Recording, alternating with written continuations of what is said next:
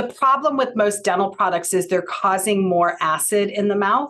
They're creating more of an environment where the bad microbiome, the bad bacteria can grow and cause more problems. And it prevents you from having a healthy microbiome inside your mouth. Unfortunately, mouthwashes, especially those that have alcohol or triclosan or even peroxide, all of those are trigger ingredients. They're ingredients that are going to wear away at your gum tissue, and they're also going to destroy your good microbiome inside your mouth. So unfortunately, the dental products that we're accustomed to using are actually possibly creating an environment where you're getting more cavities and you're getting gum disease. And it's, believe it or not, cavities and gum disease are 100% preventable. Not 90, not 99, they are 100% preventable. Yet the majority of adults have at least one cavity and suffer from gum disease. Hey, this is Ari. Welcome back to the Energy Blueprint podcast. In this episode, you are going to hear from Trina Felber, who is the founder of Primal Life Organics and an expert in dental care and oral hygiene and how to have amazing dental and oral health. We're going to talk all about cavities, gum disease, how to prevent or potentially reverse cavities and gum disease, how to support the health of your oral microbiome and to avoid the things that harm it, and a whole lot more good stuff around how to have amazing oral health. She's also, at the end of this, going to give an unexpected, amazing discount on her products. So make sure you tune in for that. You can get the info on all of that at theenergyblueprint.com/teeth. She's got amazing products and she's giving a huge discount. So please take advantage of that and enjoy this episode. I personally found it very insightful. You'll hear I ask her a number of challenging questions that I think nobody necessarily has great answers to out there. Some of this is a question of, that we don't necessarily have all the research to answer a lot of these questions.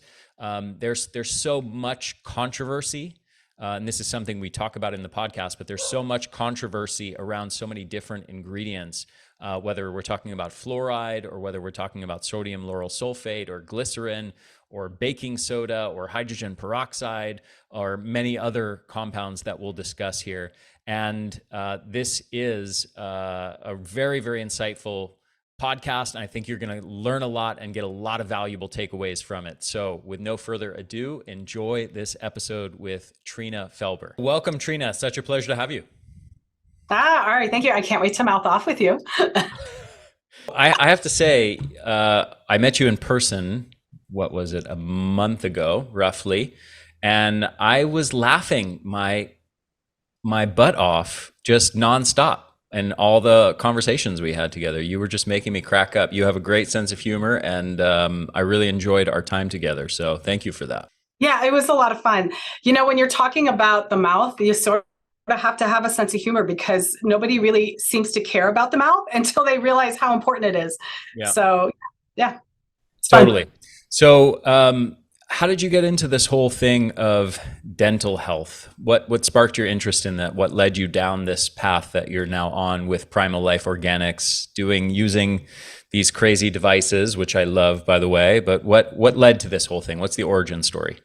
A 2-year-old, of course. It always comes back to those the 2-year-olds in our life. My daughter, at the age of 2, my husband was brushing her teeth and noticed that one of her new molars had some sort of defect in it. So he calls me over and says, "What's going on with this?" I'm a nurse, not a dental hygienist. So I said, "I don't know, but we need to take her to the dentist." So we took her to the dentist and he took one look at the tooth and he said, "That's a natural cavity. It happened in utero when that tooth was being developed." I had no idea was even a thing, that it could actually happen. He said, most likely, I had some sort of trigger or stressor that happened when at that exact moment that tooth was being developed. Typically it happens with both sides of the teeth or the mouth, the molars, because they're being developed at the same time. But for whatever reason, it was just one, thank God. So he said, "It's a pretty good defect. We'll treat it as a cavity. So we'll clean it out. We'll put a temporary filling in it. The filling will probably fall out every 2 to 3 months because it's a temporary. Wow. The tooth will most likely have to be pulled within a year.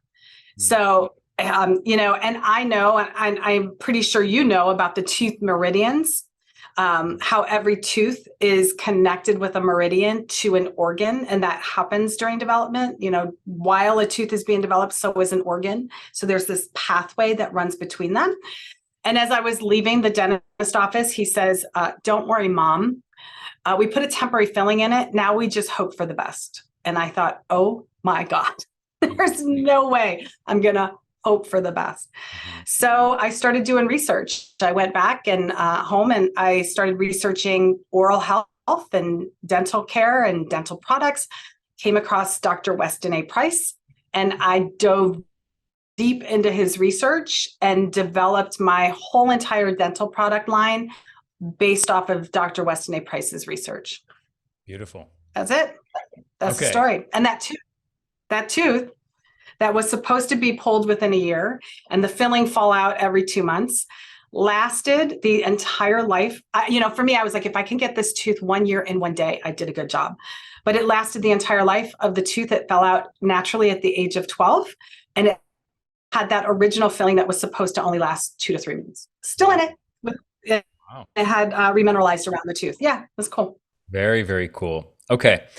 So where shall we begin in the sort of all of the layers of knowledge that you've discovered as you've been researching and developing products around this area of oral hygiene and dental health, oral health?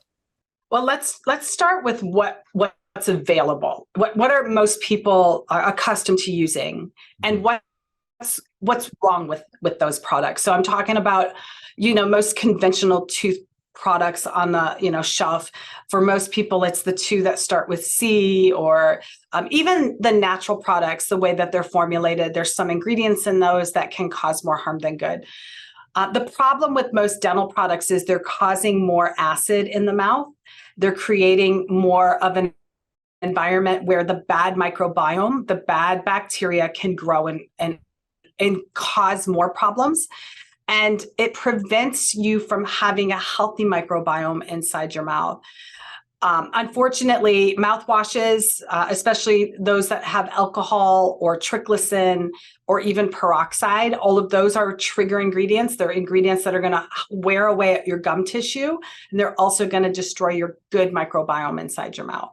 So unfortunately, the dental products that we're accustomed to using are actually possibly creating an environment where you're getting more cavities and you're getting gum disease. And it's, believe it or not, cavities and gum disease are 100% preventable. Not 90, not 99, they are 100% preventable. Yet the majority of adults have at least one cavity and suffer from gum disease. And I think I've been listening to podcasts lately on oral health, and it's an area that I've been exploring. And I think the stats are like 80% of adults have gum disease as well. Yes, gum disease. And we're familiar with leaky gut syndrome, where your gut becomes leaky to toxins, virus, bacteria, things that can cross through and get into your bloodstream.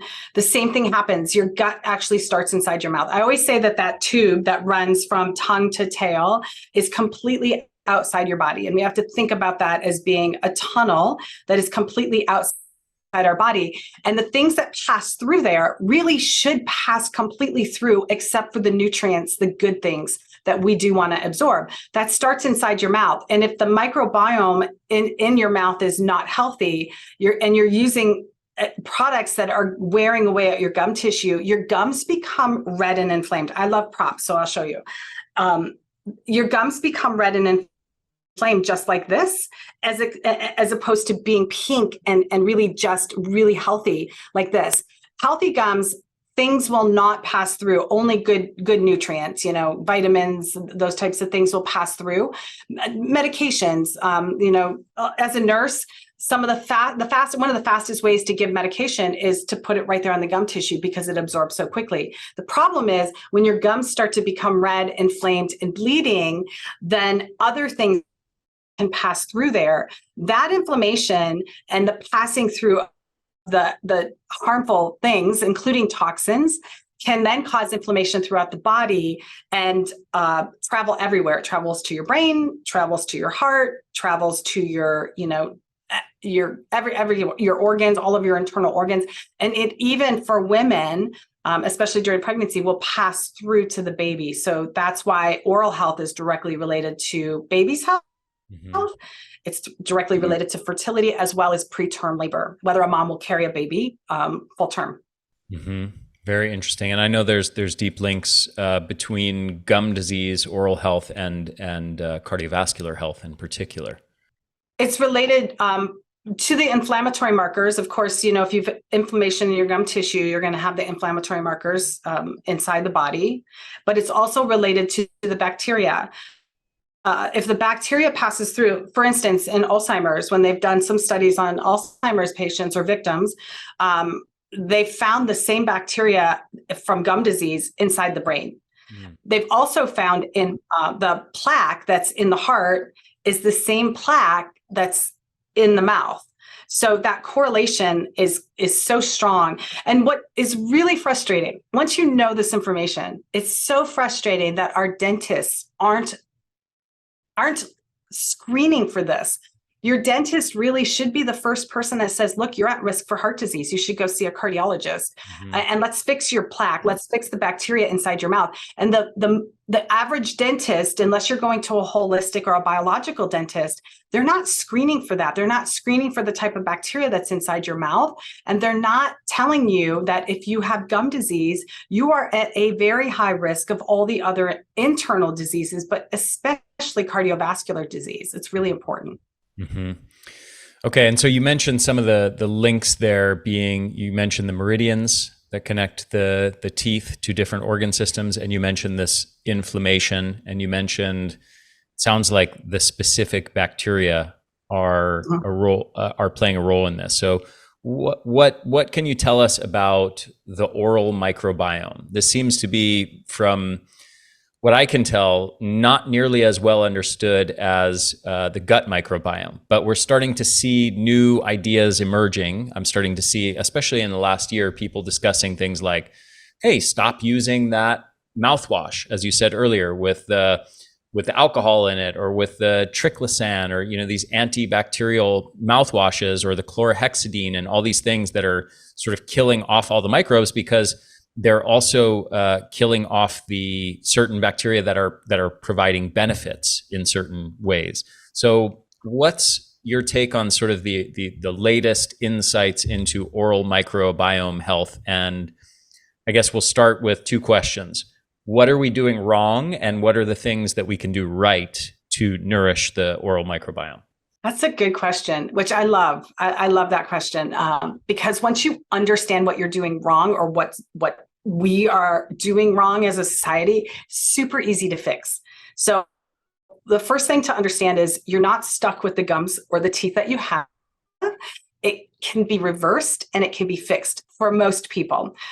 But if you don't make a change, and typically it's just a switch in some of the things that you're using, and stop using the things that cause problems and start using the things that fix the problem, and you will really very quickly be able to see a difference. In fact, for a lot of my customers, it's really a matter of from one dental checkup to the next. So that it's about 6 months. A lot of them see a huge change in their not just their teeth, but their gums as well. So you want to move away from pretty much all mainstream dental products. You want to get away from the triclosan. Triclosan's like an antibiotic, like you mentioned. So what happens to your gut when you take an antibiotic for 7 days? You end up with dysbiosis of bacteria, which means an imbalance. You have too much of the bad bacteria, not enough of your good, healthy bacteria. So then you end up with diarrhea and other GI symptoms. You have to take probiotics and do some other types of things in order to get that balance of your bacteria back. Inside your mouth, the same thing happens. If you're using things that are creating that dysbiosis inside your mouth, the triclosan is like an antibiotic. It's like brushing your teeth with an antibiotic every single day, wiping out your good bacteria and never being able to replace it. And that's for life, for as long as you're using something that has triclosan or alcohol or sodium lauryl sulfate, the SLS, those types of ingredients. Peroxide's another one. It's wiping out your good bacteria. Quick question before you go on. Sorry to interrupt, but triclosan, didn't this get banned from like hand soap several years ago? It might have been. I believe it got banned. Yes. And it's because it's like an antibiotic and it's causing a disruption in the bacteria. They actually did a study. There was a study done on dental products with triclosan. It wasn't about the oral microbiome. It was before we started thinking about oral microbiome. What they were actually testing was, what does triclosan in your toothpaste do to your gut bacteria? And the study found that the tiny amount of toothpaste that you swallow, because even as an adult, you will spit, but you still do swallow and absorb some of that, the toothpaste, whatever you're using. So the tiny amount that was being swallowed or ingested was causing a dysbiosis, or the imbalance in bacteria in the gut.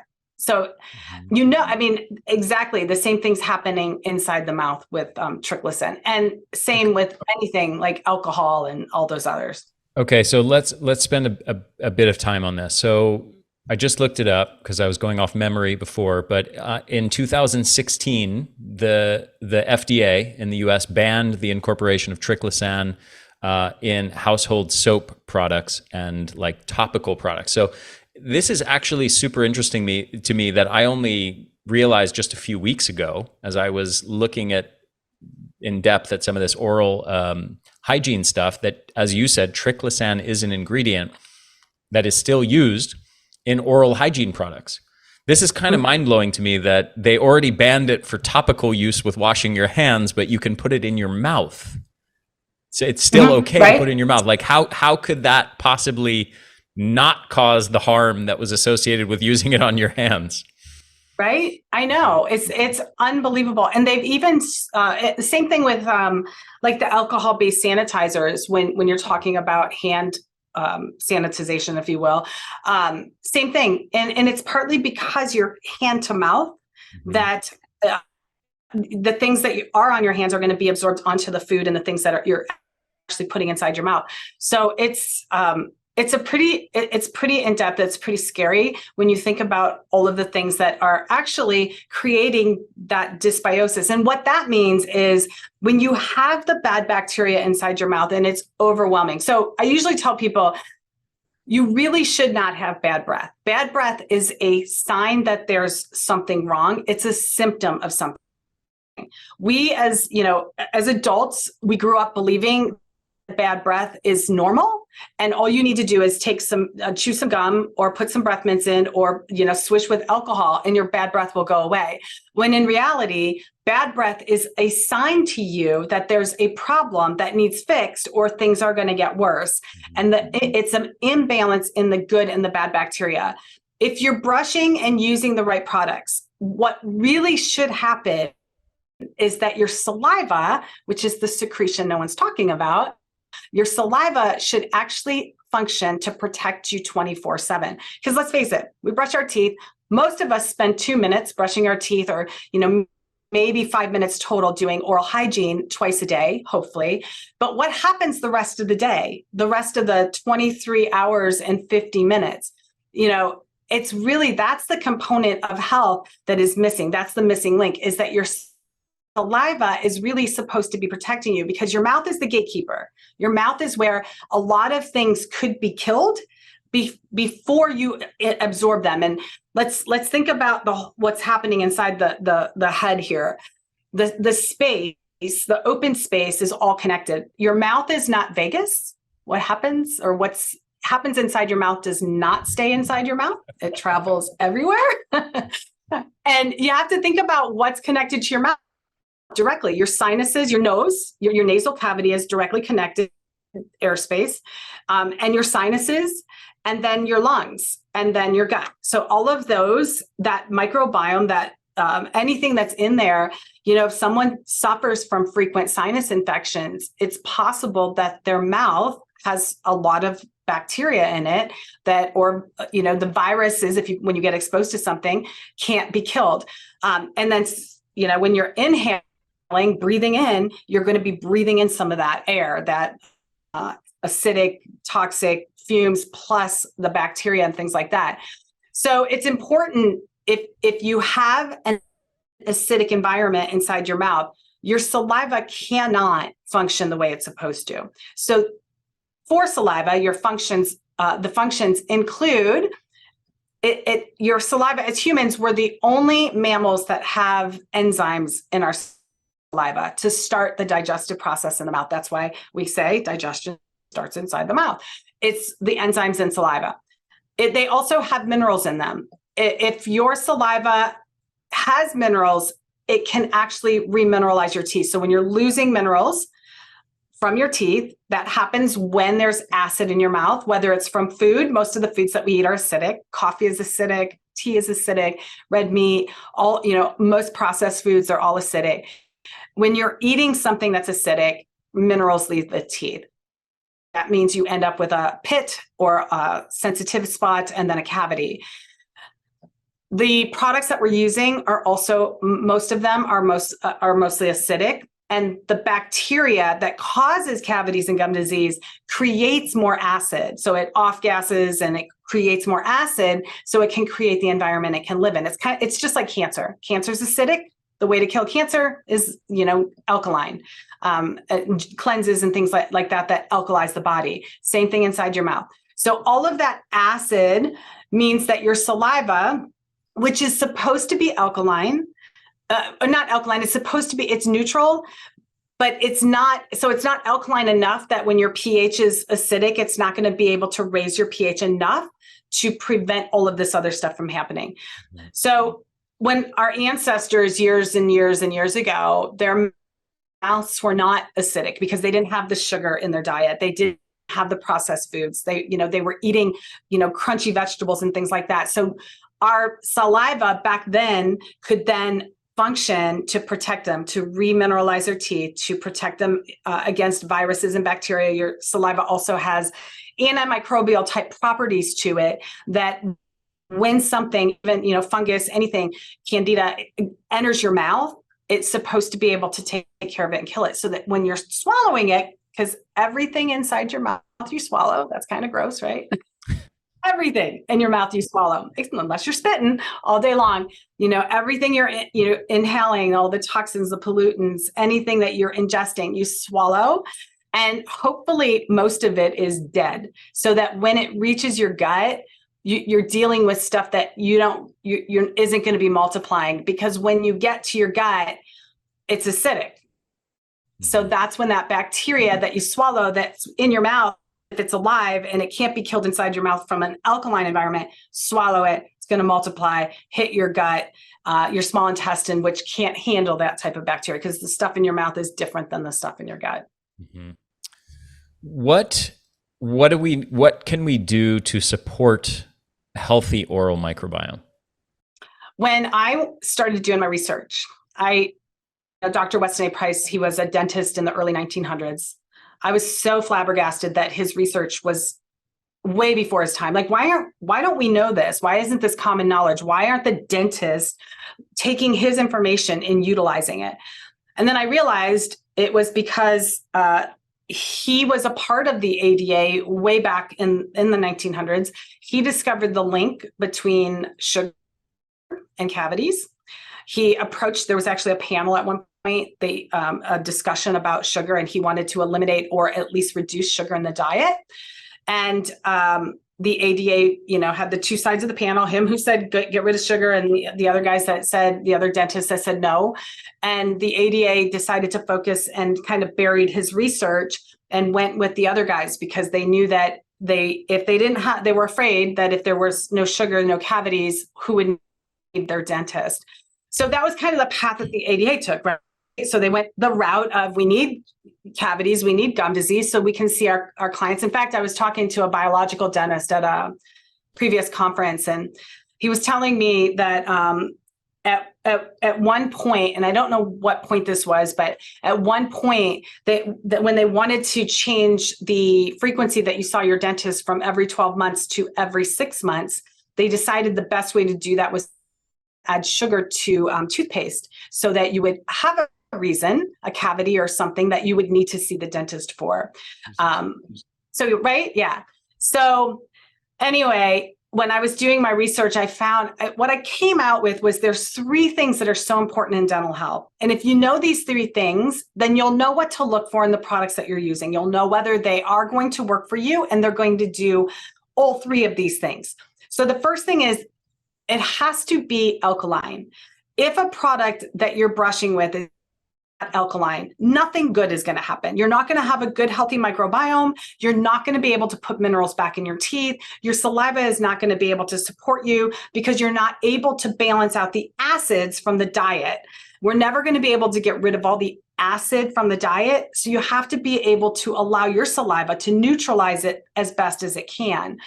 So it has to be alkaline. Then the primary ingredient to look for would be baking soda. Super easy, super simple, and natural. It's going to work inside the mouth, neutralize the acid. When your mouth is alkaline, when you're brushing with something that's alkaline, you can actually get through plaque. You can break down plaque because plaque is made from acid. So if you want to bust through plaque, you want to brush with something that's alkaline.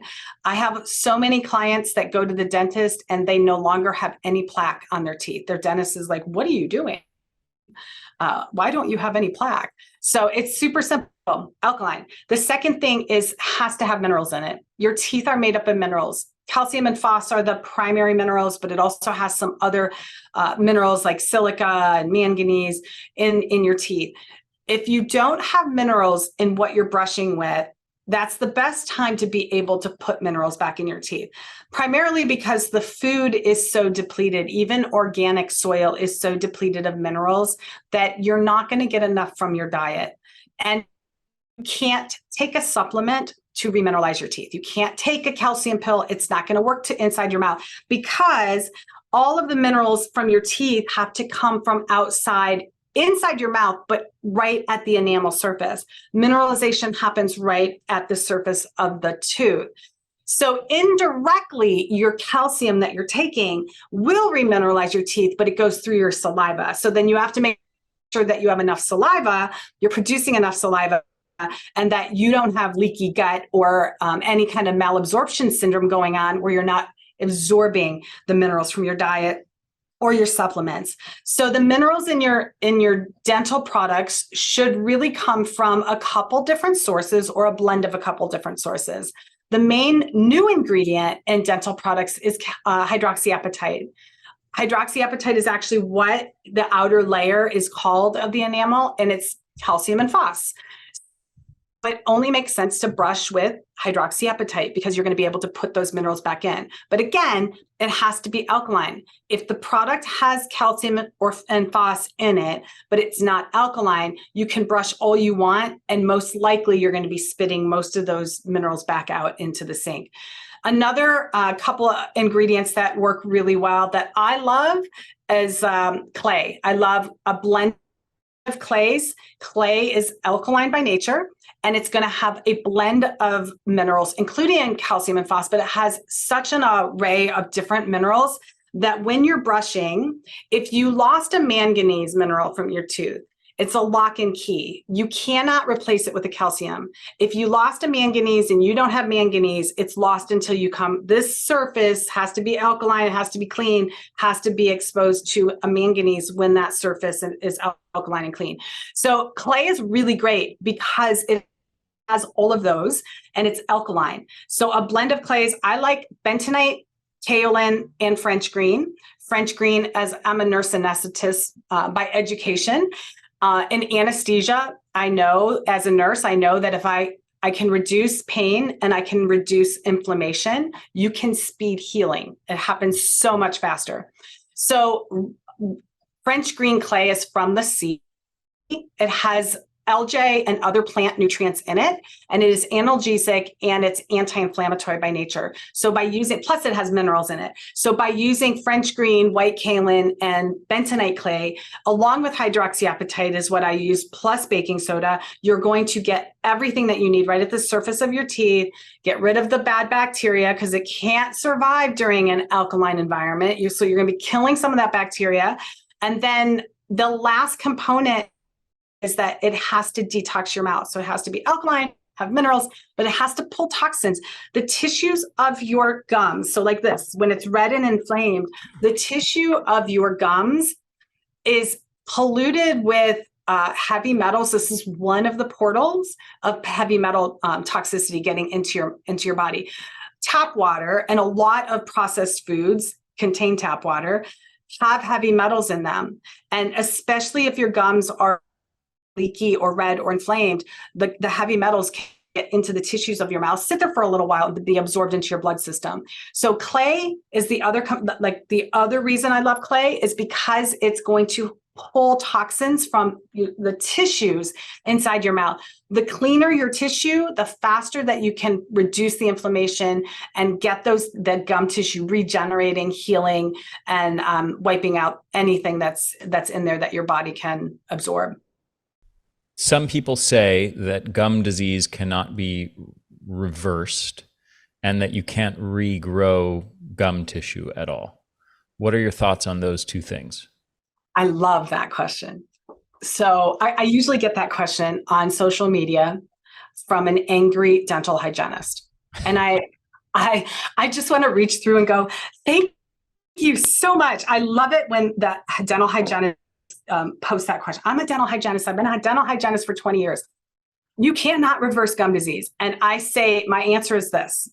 You are 100% right and you are 100% wrong.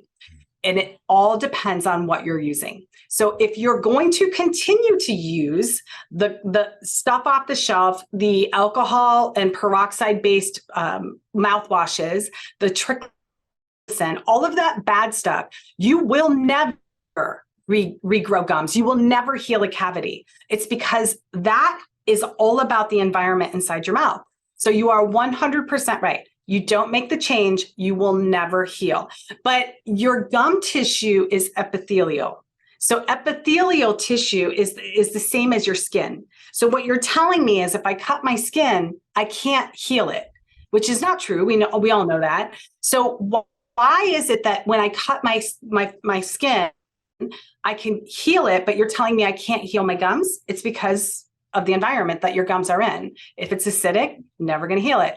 So you're 100% wrong in the fact that if you make some changes, make your mouth more alkaline and stop using those products, start using the things that are alkaline, has minerals, are soothing like oils and essential oils, you can 100% regrow and heal gum tissue.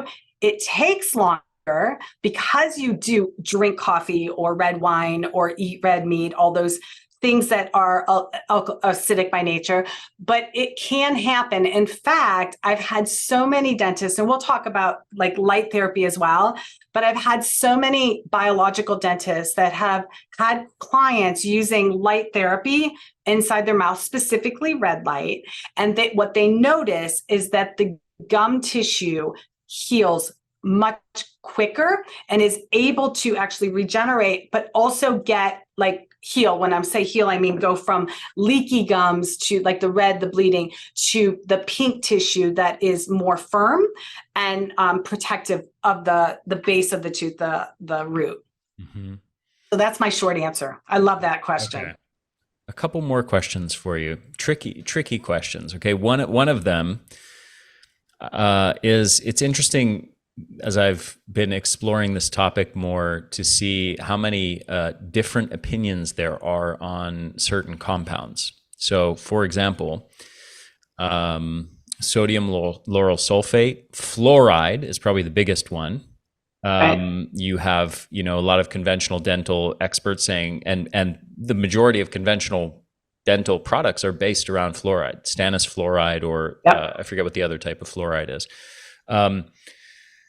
And they will say that there's this robust literature, and I've gone and looked, and there is some literature to suggest that fluoride has certain benefits. The problem is fluoride is also thyroid toxic, neurotoxic, and is associated with like neurodevelopmental problems, is clearly toxic to certain systems of the body. And given what you said earlier about the fact that what we put in our mouth, we tend to swallow even small amounts of, unless you're spitting all day, there's a concern there. Enough that I certainly don't use fluoride, and I certainly make efforts to filter fluoride out of my drinking water. Anyway, so fluoride is one of them. Some dental experts are saying fluoride is amazing. It's, the core of the dental hygiene routine. Other people are saying, no, fluoride is this toxic substance you have to avoid. Sodium lauryl sulfate is common in many dental care products. Other people are saying, you have to avoid this compound. What else? Glycerin is something I've even seen people saying negative things about lately. I thought was a totally innocuous ingredient, and I've seen articles online saying, you got to avoid glycerin, it's harming you, yada, yada, yada. What else? There's baking soda. Okay. Baking soda is something you mentioned. I've seen people saying, that if you brush with baking soda, that it's too abrasive and will actually damage your enamel.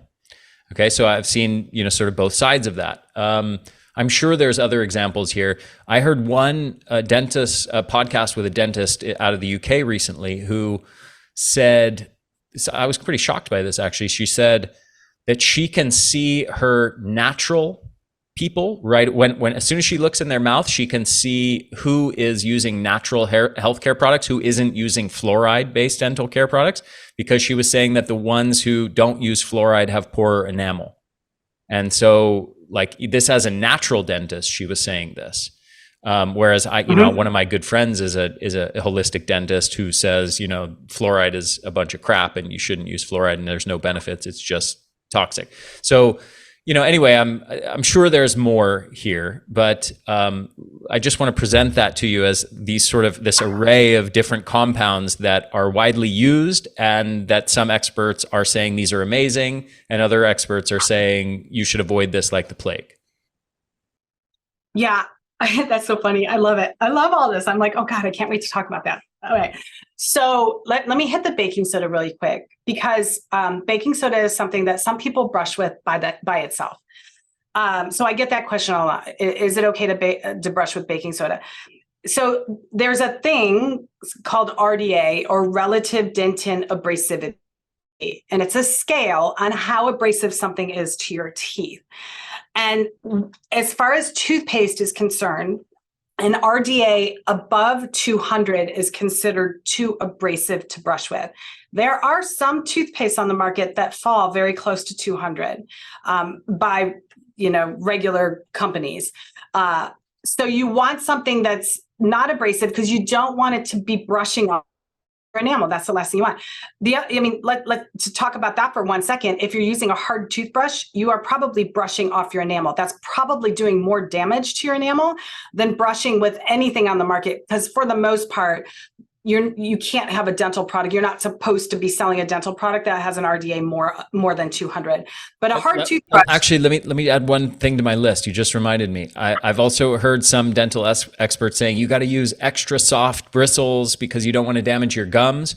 And other ones saying, I think this woman out of the UK who had a lot of good information. I don't want to make her sound like a crackpot or something. She was good. I actually liked a lot of what she said. But she said that she doesn't like people using the extra soft bristles because she finds all it does is sort of brush food particles around without actually getting stuff off. So again, like, there's just so many conflicting opinions out there. Sorry to interrupt. Yeah, no, that's good. I say a soft brush. That's the only thing I sell is soft, because the hard bristles will brush away. Especially when you talk about enamel. I wish I had my little. I have this one. If you've ever seen the lava rocks, for gardens and things like that, it has a bunch of holes in it. Lava rock has nothing but holes in it, and I always say that this could be the surface of your enamel when you magnify it. All those little pits and holes. If you're brushing with something that's hard and brushing against that, you could literally be brushing your enamel off. the thing is if you're brushing with a soft toothbrush, but using the wrong toothpaste, then sure, you're probably not going to break down the stubborn stuff. You're going to be able to move the food that's right there out of the way, but you're really not going to be able to get the plaque and the bacteria, which is really what's going to cause problems. It's going to eat the sugar from the food and create more acid, and all of that stuff kind of snowballs. But if you're brushing with a soft toothbrush, so a hard toothbrush also is going to wear your gum tissue away. So you're going to end up with receding gums or really thin gum tissue, which is then going to cause other problems down the road. You're going to have the inflammation, you're going to have the leaky gums, you're going to have possibly even some bone damage internally, because the jawbone can become infected as well. So I say soft bristles always. Pair it with the right products and you're going to do fine. And let me go back to baking. I got off on that one, but baking soda, when we talk about the relative dentin abrasivity, the abrasivity score, you want it to be under 200. Baking soda has an RDA of 7. That's it, 7. So it's non-abrasive. So dentists don't understand this. They don't know what the abrasive score for baking soda is. So when someone's brushing with baking soda, they're like, it's too abrasive, you can't use it.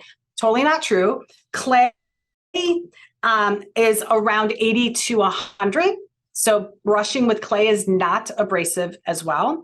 And the benefits of brushing with those 3 ingredients is it outweighs anything else, because it's going to have all the components that's going to keep your mouth neutral or alkaline and get rid of the bacteria.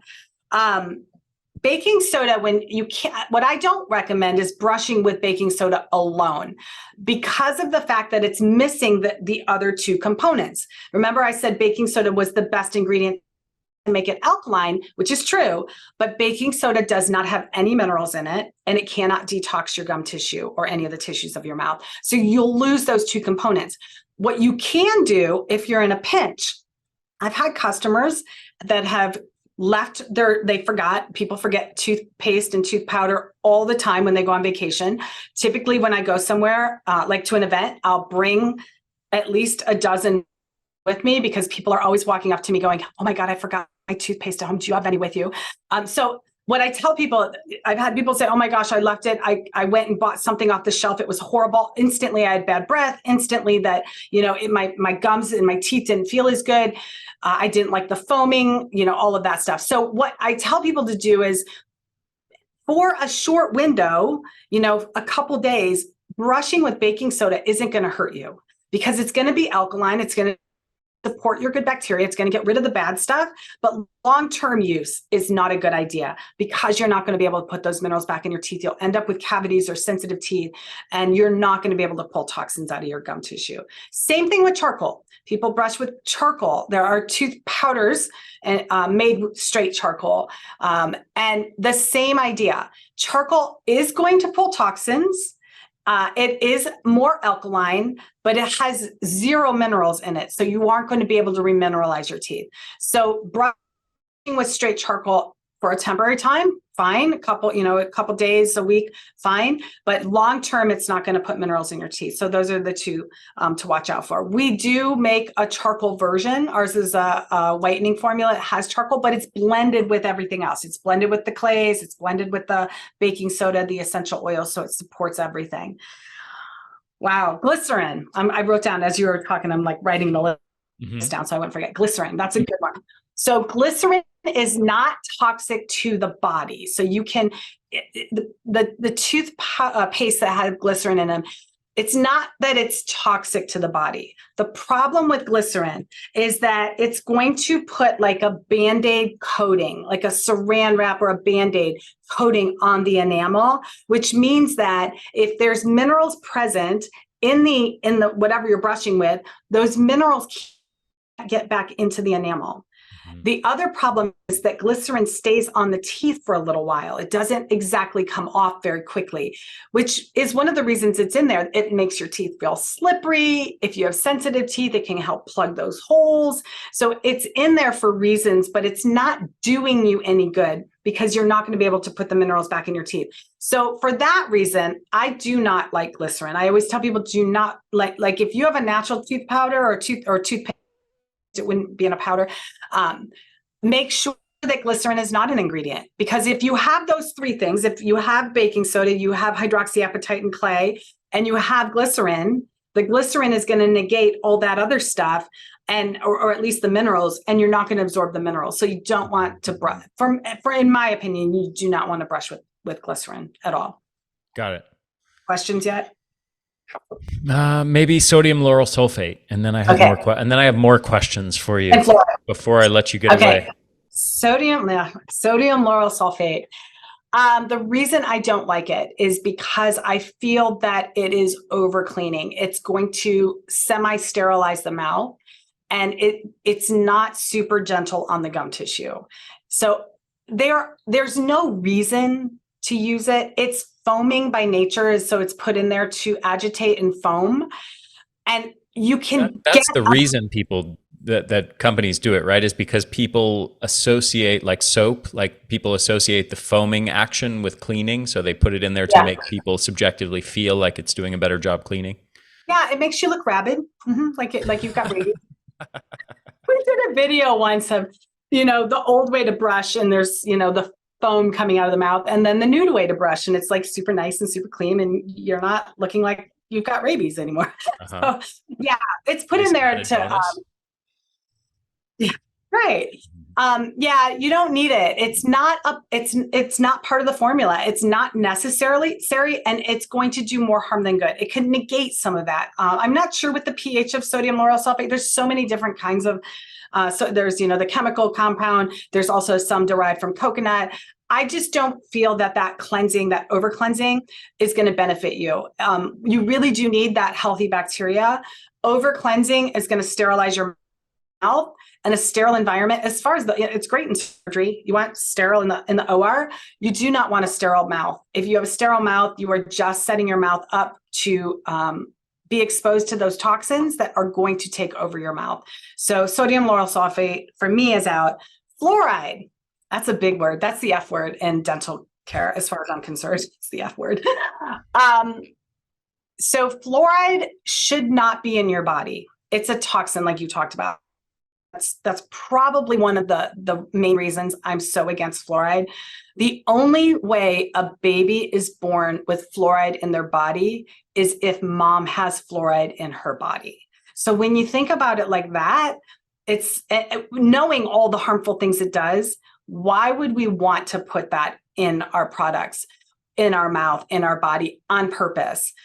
Fluoride even at lower doses can be absorbed into the bone. It's fluorosis of the bone, which basically means it's a weakened part of the bone.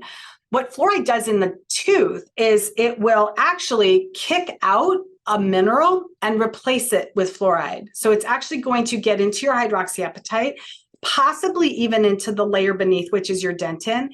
Once it gets into your dentin area, because it can get in there, especially if you have pits that are deeper, it will kick out some of the minerals in the dentin. The dentin has some minerals. It's fluid filled, has some minerals, but it's protective of your pulp, which has your blood vessel for the tooth and your nerves. So if fluoride is a neurotoxin, and it gets into your bloodstream, it can cause problems, not just in your neurological system, but everywhere.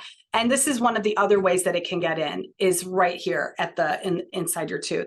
What they did find, and this research was buried, the original study that they did was a short study that showed that fluoride works. Fluoride makes your teeth, and the whole idea behind it was fluoride was supposed to be harder than your teeth, so it would make your teeth stronger. But the initial research that they did, which was a really tiny study, came out and said, yeah, fluoride works. It makes your teeth stronger. The longer they did the research, the more they found that's not true. And when they found that it wasn't true, they pretty much buried the research. They never told anybody. They never let anybody know. And they buried the research so you wouldn't know that fluoride doesn't work. So that's my take on fluoride. You don't need it. Hydroxyapatite, this is where hydroxyapatite comes in, and it's a pretty new ingredient. It has to be nano. You want nano. So you want to make sure that the product that you're using, it says nano hydroxyapatite. That's what we use in ours. Nano hydroxyapatite is the tiniest tiny, like the pits in your teeth are tiny. If it's not nano, it's going to be too big. You're going to be spitting it back out in the sink. So you want to make sure that it's nano hydroxyapatite because it's better than fluoride. Here's the thing. And I, just to back that up, I've read studies in recent days directly comparing fluoride interventions with hydroxyapatite, finding hydroxyapatite is as good or better. Or better. It's not going to do any harm to the body. It really, like calcium and phos, that's in your body anyway. So it's not going to cause the harm that potentially fluoride could. Yeah, I should say as good or better at the level of teeth without being neurotoxic, which is nice added benefit. Right. And, and if you do ingest it, then your bone could use it because that's supposed to be in your bone. What's interesting is your teeth. This is the other component when people say you can't heal a cavity. Your teeth and your bone are made up of the exact same minerals, calcium and phos. And if you break a bone, we can heal it. We know that. So the people that believe if you have a cavity, I ask, if your teeth and your bone are the same, then why do you believe you can't heal a cavity? Because you should. If you're just going by logic, same thing, you should be able to heal a cavity. Teeth are actually harder than bone. And the reason that they're actually stronger than bone is because of the environment that your teeth are in. They're always exposed to acid. You have to think about your bone. Your bone is housed in your body. Your pH is 7.35 to 7.45, which is neutral. So you're not exposed to acidic environments, going back to alkaline. It's very stable in your body. So when you break a bone, super easy for your body to heal because it's not competing with this acid environment. But inside your mouth, your enamel has to be harder than the bone because it's exposed to acids on a regular basis. So to heal a cavity, we have to just get rid of the acids, expose your tooth to an alkaline environment with minerals, detox the environment, and you're going to be able to heal that cavity very quickly. It just depends on the cavity. But I've actually had customers that needed root canals switch to those three things. Brushing with dirty mouth is what mine is called, dirty mouth tooth powder, and actually not need a root canal because they've been able to mineralize it. I always tell people, they ask me, I need a root canal. Do you think I can heal it? And I always tell them, if you are not in pain and there's no infection, then I feel that it's safe to try to heal it. But if you're having pain or there's infection, then I would recommend doing what your dentist suggests, just because that shows that it's a little bit more involved. There's another aspect of this that I will admit, even I find confusing, and I cannot find anybody online who has a good enough answer that I feel I have clarity on this issue. So you've talked here about sterilizing the mouth using some of these antibacterial compounds, whether it's triclosan, chlorhexidine. You mentioned peroxide, alcohol, whatever else. Yeah, and the sort of, we now know that we don't want to kill off all these good bacteria in the oral microbiome, and that we don't want to over sterilize and get rid of these good guys. Yet, a lot of the natural care products have lots of essential oils in them, which are also very strongly antimicrobial. And the sort of overall implication that we are getting from like just the general world out there and the blogosphere is sort of like, well, all these, the chlorhexidine, the alcohol, the hydrogen peroxide, all these things are too sterilizing and are harming your oral microbiome. So use these natural products instead that have essential oils, which are also strongly antimicrobial. Okay, and so I guess the first layer of my question is, do we actually have good evidence to suggest that the essential oils are sort of, and by the way, a lot of those natural care products are advertised on the basis that the essential oils are antimicrobial. So are going to kill off all these bacteria to help stave off gum disease and cavities and whatever else. Okay, but do we actually have good evidence to say that those essential oils are selectively targeting the bad guys, but leaving the good guys of the oral microbiome present? Or are they actually just doing the same thing as the alcohols and the peroxides and all these sterilizing agents? I honestly don't know if there's good research because, like, let's face it, the big dental, big pharma doesn't really want research that shows that essential oils or natural products work. They don't want to do that research because they don't want the truth, or they don't want the results to be out there. So I don't know. I've searched. What I can tell you is that it comes down to a couple things when you're talking about essential oils. We use essential oils in our products. I love essential oils. I do not feel that they are antimicrobial, but you have to remember, so is your saliva. And your saliva is not killing the good stuff. It's only killing the bad stuff. And what I've seen... But the thing about that is we can reasonably expect the saliva, based on millions of years of evolving to perform this role in the oral cavity of organisms, to have properties that are genuinely supportive of beneficial functions, hindering of negative functions.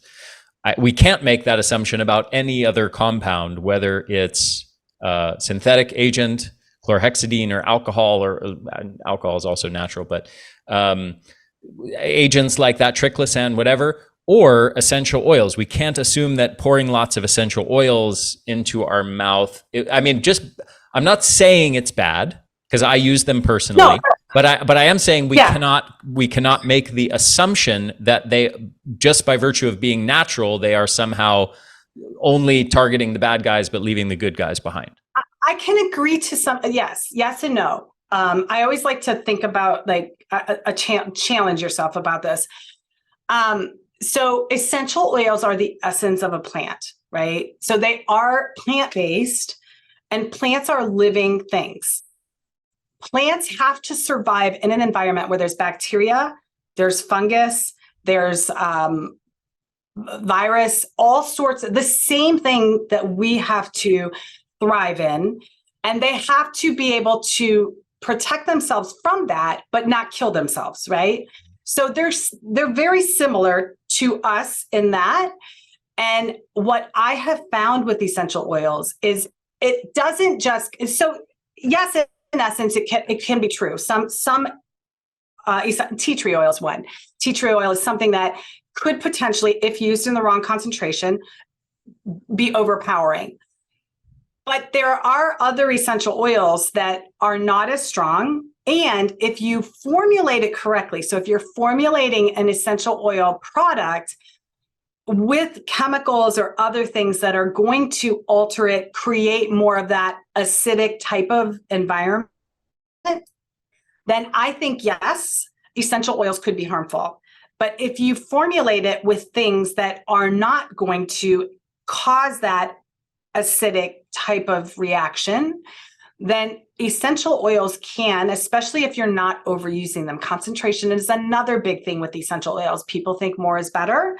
Actually, less is better. So a tiny, tiny amount of an essential oil, as long as it's the right kind of essential oil in the right formulation, we've seen amazing things. In fact, my gum drops, it's an oil base. It's extra virgin, it's organic extra virgin olive oil, soothing to the gum tissue, has essential oil, it has essential fatty acids, it has squalene in it, has vitamins, it has antioxidants, all good things that your gum tissue needs. Not alcohol. Like alcohol does the opposite. So this is going to nourish your gum tissue. The essential oils, when added to that, we use a blend of 11. We've had such good, people love that's one of our best selling products. We can't make enough of it because they see the good results from it. It increases blood flow. So the other good things about essential oils, they increase blood flow, they reduce inflammation. They can also stimulate some collagen production inside the tissue. So it's all about formulation for me and concentration. So you really have to know, you have to look at the ingredients You have to kind of know what you're looking for. And it's really hard as a consumer, really, really hard as a consumer to really look at an ingredient list and go, I know what that is. I know how to formulate, because most people don't know how to formulate things. That's the problem. That right there is the problem. When you're looking for, like when I talk about big dental, they're not formulating things to help you. They're really, what you're buying from big dental. And when I talk about big dental, I'm especially talking about the ones that put fluoride and the sodium lauryl sulfate and the triclosan and all those bad things, that alcohol. What you're buying, when you read they're selling you anti-plaque, anti-cavity, anti-gum disease. That's what's on the front of the label. You flip it over. This is what I teach my customers. You flip it over. You have to read the ingredients, because the ingredients tell you what you're buying. When you're buying alcohol and sodium lauryl sulfate, you are buying cavity and gum disease. That's the big mind F, if you will, from big Cosmo, big pharma, big, farm, big everything, big dental. They will sell you anything on the front. What you're buying is your own disease pathogens, your own inflammation, your own cavities, gum disease, and things like that. So it's all in the formulation and the ingredient. And it's so hard as a consumer. It's so hard as a consumer to know what to look for.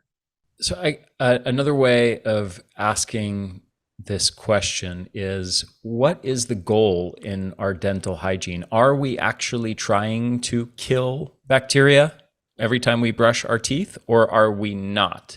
And because there is this sort of, again, this counterbalance between hey, the sort of the conversation around hey, there's lots of the bacteria that are causing this infection that are driving gum disease, and these bacteria are producing these acids that are forming cavities and eating away at your enamel, and so we've got to kill those bacteria.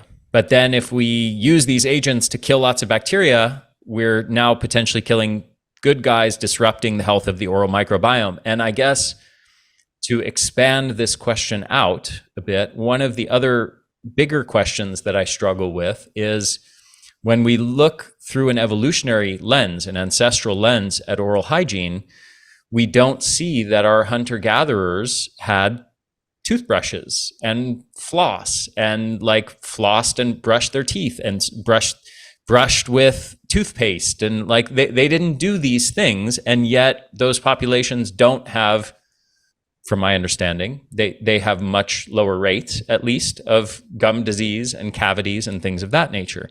So does that bring into question this entire paradigm around brushing 2 times a day with these antimicrobial agents? And even if it's natural, even with essential oils, shouldn't we be looking towards them as the people who don't have gum disease and cavities as the ideal of what we should be doing?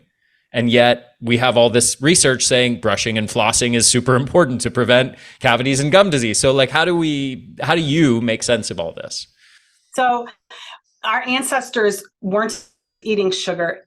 It really comes down to the diet, the lifestyle and the diet back then. Unfortunately, in today's world, you can't not eat sugar. Even fruits and vegetables have sugar. Most fruits have sugar, and some vegetables have more sugar than others. So you can't completely eliminate that. But what we're doing wrong is eating more of the processed foods. Even being healthy, you can be paleo, you can be keto, you can be, all these great anything vegan, and you're still at some degree eating processed foods. So it really comes down to diet, lifestyle, stress. That is the difference. They did brush some ancestors, when there's different theories, they would use branches from trees to help clean. I've even heard of neem. Yes. The use of neem, which yes, neem is antimicrobial. Yeah, and actually they used to use clay and dirt. That's where I actually went from Dr. Wesley Price. That's why I thought about clay. I'm oh my gosh. They used to use other things, broken, chopped up shells, and just anything that was semi-abrasive they would try to use. The question about the bacteria, do we really want to kill it? Are we overkill? It's a balance. It's like when you have a fish tank, you have to balance it or you're going to get too much of the wrong kind of, you're going to get too much LJ, and like it's a balance. So same thing inside your mouth. You want to kill the bad stuff while allowing the good stuff to live. And really, when you talk about science, super easy to do that, primarily because the bad stuff lives, thrives in acid, and the good stuff thrives in an alkaline. So that's why I always say it's about the environment and swapping what you're using so that then your saliva can support your mouth for the rest of the day when you're not brushing. If you're brushing with stuff that's good, and I mean, it's multifactorial. It's not just what you're brushing with, but you have to be cognizant of your diet. You have to make sure that you're eating healthy foods the majority of the time. If you're drinking things or eating stuff that's acidic, you can either I now have a on the go type of it's called Dental Boost that you can put on your teeth that will alkalize it, help with the remineralization after you eat or drink something. You can switch your mouth with water. It's as simple as that. I often say that sometimes you're not really brushing your teeth to clean them. If we got out of the mindset that you're brushing your teeth to clean them, we would do so much better for ourselves, because the whole industry of big dental is about cleaning your teeth and killing everything. And really, if you just brush with water or switch with water, you're probably doing yourself a favor over using the wrong products, because the water is going to not kill your good stuff. It's the wiping out of your good stuff that is actually causing more damage than the bad stuff. Because if your good bacteria was higher levels in your mouth than the bad stuff, it keeps this stuff at bay. It will eliminate it because it's more alkaline. It's going to be more of an alkaline environment. The one thing we didn't talk about, tongue scraping. The one area of your mouth that grows bacteria, actually creates that white coating, is the bacteria on your tongue. And just using a tongue scraper in the morning, 2 or 3 swipes, it takes 10 seconds.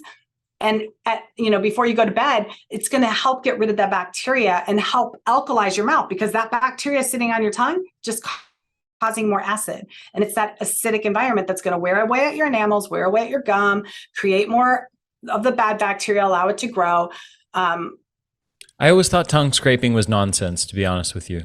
Really? I've never done it because it's never made sense to me that just taking a metal thing and scraping my tongue a few times is doing something. There's still going to be a bunch of bacteria on my tongue. Is there any research to support tongue scraping? I'm sending you a tongue scraper. You're going to do your own research. Yeah, no, You're signing seriously, me tongue scraping homework. You're going to be doing it on social media. I don't know. I don't know about the research. Again, it's something that is going to do good for you. All I know is when you scrape your tongue, you get rid of the bacteria, your food actually tastes better, your breath will be better because you're getting rid of that coating on your tongue. We include it. I have a detox kit that it's a 60-day supply. We include the tongue scraper because I know most people will not just buy a tongue scraper, but when I hand them one, they'll use it and they're like, oh my gosh, I can't live without this thing now. So I'm going to send you a whole detox kit. Get your mouth and your tongue clean. Cool. Okay. Yeah, sorry, go ahead. No, the other thing I wanted to talk about when we're talking about bacteria inside the mouth, we didn't touch on flossing. Flossing super important. Even if you water pick is not a replacement for flossing. You still have to floss, but the light therapy inside the mouth, I really want to go a little bit into that because it's so important. It's so different. And light therapy penetrates. So it's not just going to be the surface of the gums or the surface of the teeth. Light therapy can actually penetrate the tissue, possibly get between the teeth, like the places that you can't, and into the gum pockets. And I think you helped the teeth whitening system that I developed. Blue light, boom. Red light, I love it. It matches your backdrop. And then the next setting is a red and blue. It's hard to see on camera, but there's 16 red, 16 blue. And that's right. That's interesting. On the camera, it just looks like it's showing up as blue purpley, but in real life, you see that there's red and blue LEDs. Yeah, you can't see it. Yeah. Blue light, Harvard did a study. This is phenomenal. It's kind of gross when you think about it. But the bad bacteria inside your mouth, I'm going to use my prop again because I love him. So say this is the bad bacteria inside your mouth. He looks nasty. He is nasty.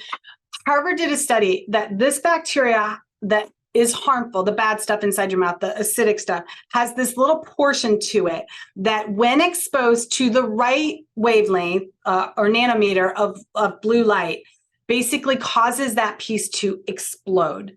And when it explodes, the bacteria dies, which is phenomenal when you think about it. You put this in your mouth, blue light, 15 minutes, these guys are popping away, just dying inside your mouth. And it can penetrate to the places that you can't necessarily reach with your toothbrush or where the paste or powder will actually get to. So that's what blue light does. So this is selectively targeted towards the bad bacteria. Yes. Okay. Blue light kills the bad bacteria, not the good. The good doesn't have that portion to it. Good bacteria doesn't have that little piece in it. So it will kill the bad stuff. I like that. Okay. Now, I don't know if you know this, Trina, but I'm kind of a big deal when it comes to red light.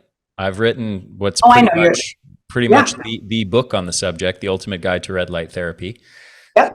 I think it has something like 2 billion reviews right now on Amazon. No, it has, I think it has like 1,800 or 2,000 reviews or something like that. It's still 4 years after I published it. It still sells a ton every month because it's become like the go-to book on the subject. And I reached out recently. I'm doing an update on that book right now. So I reached out to all these red light companies that exist right now, asking them to submit their lights to a third-party labs to get objective measurements because I'm trying to clean up the whole industry a bit. And I got so many messages from ththese companies that sell red light therapy. They're like, Ari Whiten, you're the reason I started this company, so I like to some, I don't want to take to blow it out of proportion here, but to some extent I kind of like spawned a whole industry with that book.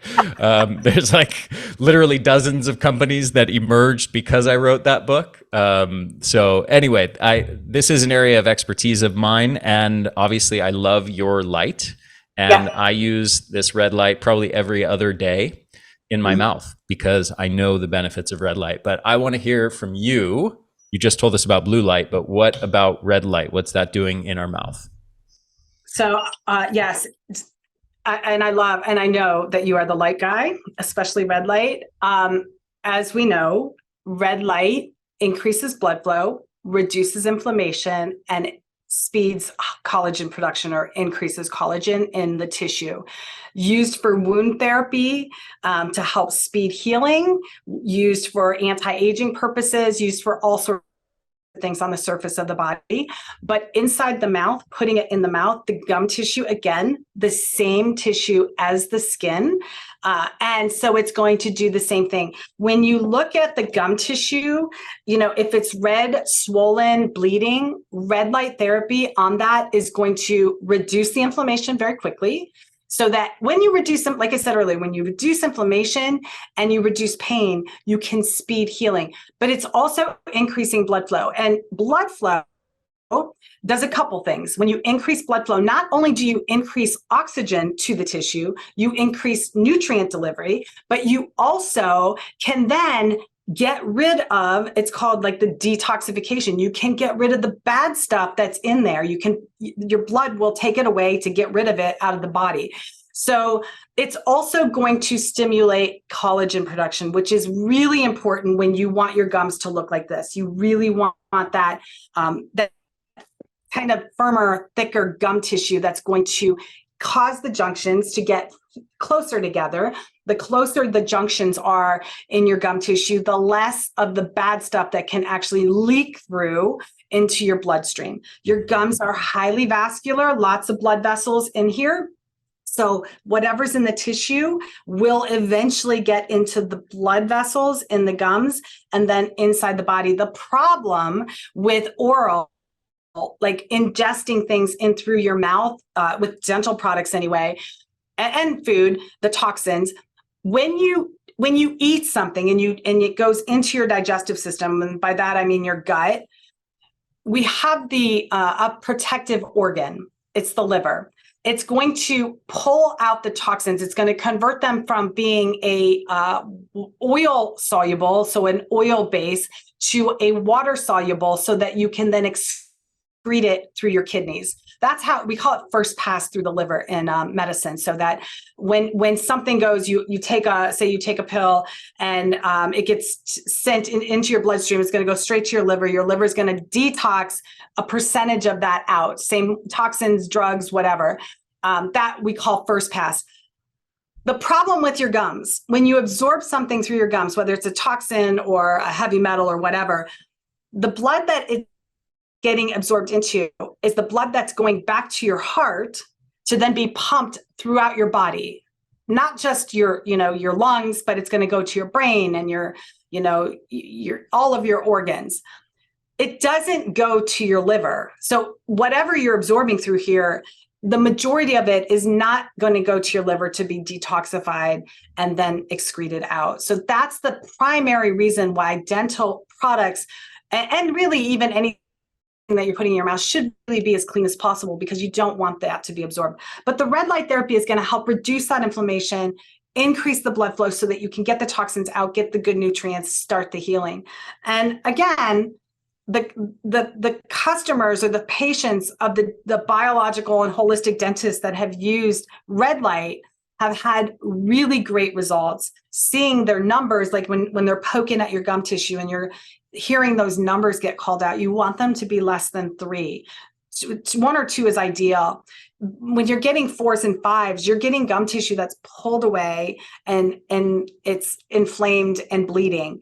And that's where the problem really lies. So they've seen patients that are using the red light, their numbers go down drastically. And we're talking like within 3 months. It's not a long-term thing. It happens very quickly. But red light is going to really speed that process up. But you have to make sure that you're using the right products. Do you find the blue light helps with that by virtue of the action of killing the bad bacteria? Oh, yeah. And indirectly. So indirectly, yeah. And the blue light indirectly whitens the teeth, because that bacteria is like, when you think of plaque is like that yellowish color. That bacteria has that yellowish tinge to it. So if you have the bacteria sitting on your teeth are going to look yellow. But when you kill that bacteria, get rid of that bacteria, that's going to whiten your teeth just slightly, the appearance of your teeth is. But indirectly, yes, because that bacteria harbors down into your gum tissue, and it's going to try and create a little home inside there, so that it's in this environment that it can then create plaque. The plaque is the roof, the house, so that it can then continue to burrow down and then invade your body, cause all the inflammation in the gum tissue. But the cool thing about it is the gel that I created that goes with this, they're in these little pods now. There's 2 treatments per pod, but the gel is peroxide free. So it's interesting how peroxide whitens the teeth. Peroxide, when I was talking earlier about this layer beneath, this is dentin. The dentin is fluid filled. And by nature, your dentin is either bluish tinged or grayish tinged. So when your enamel starts to get really thin, you start to see it becomes transparent. And if you have like a bluish or grayish color to your teeth, it's typically what you're seeing is your dentin. So peroxide works by pulling the fluid out. I say it dehydrates your dentin, pulls the fluid out so that it can look more opaque and your teeth will look whiter. The stronger the concentration, the faster that happens. And that's also why peroxide treatments hurt, because they get into the dentin. Right there's your nerves. As soon as peroxide touches your nerves, it hurts. That's why peroxide treatments hurt. Ultimately, what peroxide does is it weakens the infrastructure of your tooth. So by pulling the moisture out, you've just weakened your tooth. Now you're more prone to fractures or even cavities with peroxide, and like all the other damage that peroxide does. So when I was wanting to create the whitening effect, what I wanted to do was thicken up your enamel. Because if I can make your enamel thicker and harder, you're going to not see your dentin, and your enamel should be white. It's the whitest part of your it's white by nature. You thicken it up, your teeth are going to look whiter, you're going to have better dental checkups, and you're going to be cavity resistant just because of the thickness of your enamel. So my gel is an olive oil base, so it's not like the peroxide. It's going to go on thicker, feel a little bit different. Olive oil soothing to the gum tissue, has hydroxyapatite, the nano hydroxyapatite, to fill in those holes, relay down like the structure of your enamel. Has 2 different clays for the same reason, plus that going to detox the tissue. And then it also has the essential oils to help with everything else. The blood flow, they also are whitening to the teeth. The essential oils will help whiten the teeth and then reduce inflammation of the gum tissue as well. So basically this is teeth whitening via remineralization of the enamel. That's the goal, rather than just like to sort of bleach, stain the teeth so they look whiter, but it's actually to thicken the enamel and remineralize. It actually gets to the root cause. The root cause, you get it? The root cause of like teeth that don't look white. Of course, there's staining, and teeth that have a thinner enamel will stain easier. Or if you have pits in your enamel, I always like it when I get emails from customers that use my charcoal toothpaste or tooth powder, and they email us and like, "Oh my gosh, you made my teeth gray! I can just see the gray. The charcoal went in," and I laugh and I'm like, "Yeah. I know you hate that, but for me, that just tells me you have pits in your teeth and you really need this." So I start them out with the white formula of tooth powder. I say, switch to the white, remineralize your teeth, get those pits filled in, and then you can use the charcoal one. And they're like, "Oh yes, that totally worked." Mm-hmm. So yeah, so it's going to fill in the enamel, get to the root cause, which is the thin enamel, and rebuild the enamel. So I love the fact that this is like the long-term answer. It's something that you're going to need to do. So for the teeth whitening, we recommend doing 5 treatments a week for a month. That's what comes in the kit. You'll get 1 month supply of the gel. And then after that, if you feel like you still need the whitening, your teeth aren't as white because your enamel is still pretty thin, you just continue to, 3, 4, 5 treatments a week until you get the results. And then you can back off to 1 to 2 treatments a week. Again, if you want to, go ahead. So the process of using this is squeezing out with the gel that's in the pod, applying it all over your teeth, and are you combining that with the blue light? And then red or blue, or the combination. So you can put blue light on, you can do red light, or you can do a combination of both. Most people do the combination of both. When I recommend the blue is when I like to use blue when I get sick, because I feel like a lot of times it's a viral or a bacterial load. So I'll try to do the blue just to kind of rebalance bacteria inside the mouth. Red, if you're going to do red light, you don't have to necessarily do it for a 15-minute treatment. Some people will do the blue and red treatment, and then later on in the day, if they have gum issues, they'll pop this back in red for about 5 minutes. And you don't necessarily have to use the gel with it the second time. I have gum drops that people will put on, or just even olive oil on your gum tissue, just so that there's some nutrients while you're doing the red light. But like a 5-minute treatment would be all you need.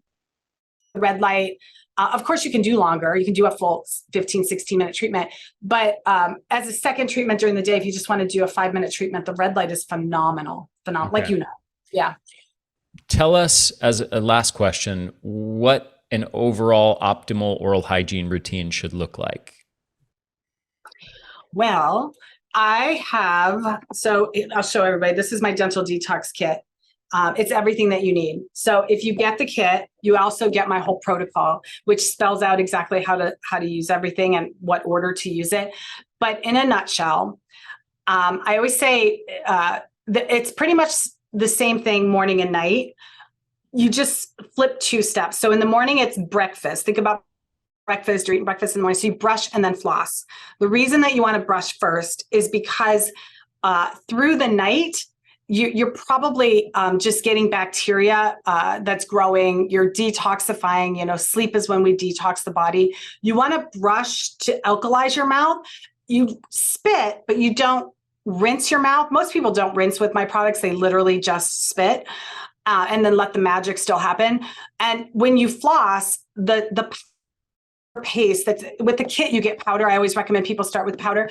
The powder is going to floss between your teeth. So that will actually help remineralize and get those minerals between your teeth and detox between the teeth, because that's what the clay will do as well. So breakfast, brush, floss.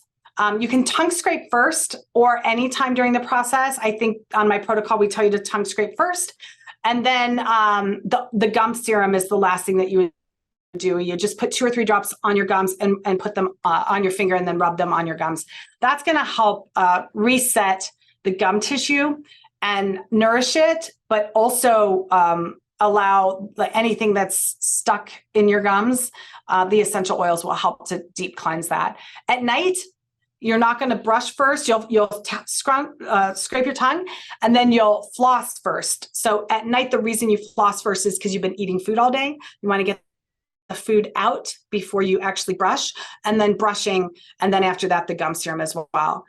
If you're going to do the water pick, I say you fit it into that schedule. You don't remove the flossing again. And so I would probably fit it in after I do the tongue scraping. So before brushing or before flossing at night. So right after your tongue scraping, it should be right in there.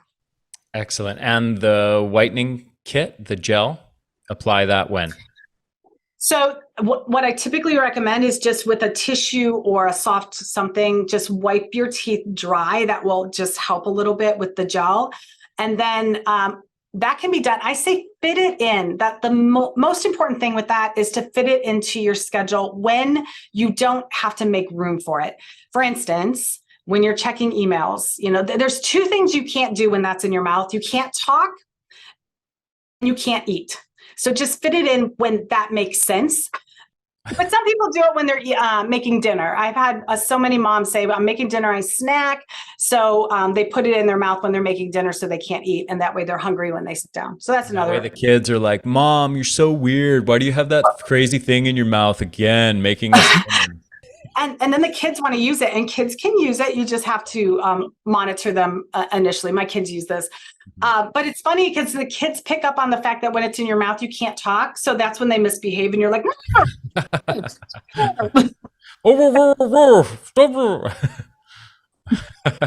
like, Mom, it's so funny. All right, Trina, thank you so much for this amazing episode. This has been a lot of fun. I have a question. This is something we have not worked out beforehand, but can you offer my listeners any kind of special deal? Hook it up. Let people listening to this give us some kind of discount. What are you going to give people? Well, let's see. Just because you're the red light guru, and you know how much I love light therapy, 60% off. How's that? 60% off the teeth whitening system. That's a lot better than I thought you were going to do. Well, I'll take it. Yes. That's how much I love you. Oh, thank you. That's how much fun we had. Yeah. 60% off. If they want to order this, they will get the chance to order this at a really good price as well. The detox kit. And I do recommend doing this because this is made to go with this so that this is supporting your mouth so that you'll get the teeth cleaning system 60% off. Make sure you click through Ari's link. Well, we'll set it up at theenergyblueprint.com/teeth. Yes. So that way you can get that link. Yeah. So that you get that discount. Going to the website, you'll pay 60% more. This was the dental detox kit. It's the 60-day supply, detox your mouth, has everything that you need. You can get that when you order the LED. I will also give Ari another link for just the detox kit in case you're not interested in the light therapy, and you can then get the detox kit at the reduced price as well. So I will admit I've never used the tongue scraper and I've never used the teeth whitening gel, but I use this thing all the time. And I should say what this thing is for people listening. This is the light device, the light therapy device. So I strongly recommend people to get the light therapy device with it and just give your gum health a little boost in there as well. Again, for people listening, Trina, by the way, amazing discount. Epic. I thought you were going to say like 10%, 15%, something like that. No, we go bigger here at Primal Life. I dig it. Thank you so much. So for everybody listening, get that at theenergyblueprint.com/teeth. And we'll put the links there to get that discount from Trina's company, Primal Life Organics. Trina, Epic. Thank you so much for this hour and a half long conversation. It was a lot of fun and extremely insightful. Thank you so much for hooking it up with the discount for my audience. And I look forward to our next conversation and our next hangout where you can make me crack up nonstop again. Thanks, Ari. I always love mouthing off with you, so it was great. All right. Talk to you soon, my friend. Thank you.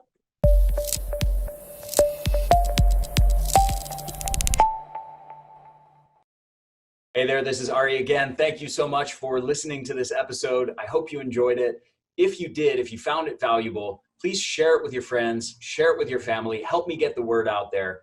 Also, if you're on YouTube, make sure to hit the subscribe button and hit that little bell to get notifications every time we release a new video or new episode of the podcast.